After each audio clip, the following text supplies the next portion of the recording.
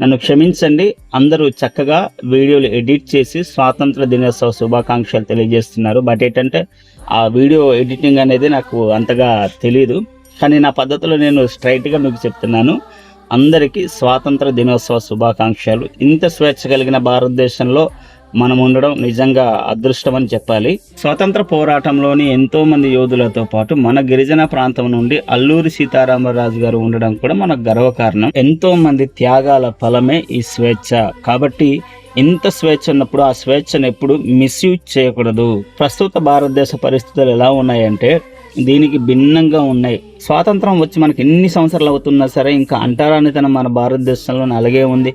వెనుకబడిన వారిని వెక్కిరించడం ఇంకా ఆగలేదు.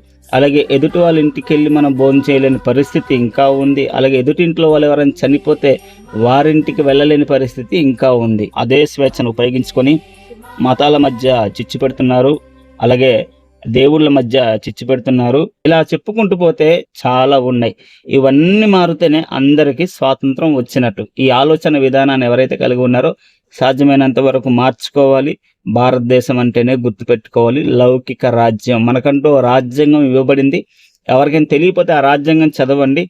అందులో మనం ఎలా బ్రతకాలి, ఎలా ఉండాలి, ఎలా గౌరవించాలి, ఎలా మర్యాదగా మాట్లాడాలో మొత్తం క్లియర్గా రాసిపెట్టి ఉంటుంది. ఇప్పుడు నేను చెప్పిన పాయింట్స్ అన్ని భారతదేశంలో ఇంకా ఉన్నాయో లేదో, లేదా మీ ప్రాంతాలలో ఉన్నాయో లేదో కింద కామెంట్ చేయండి.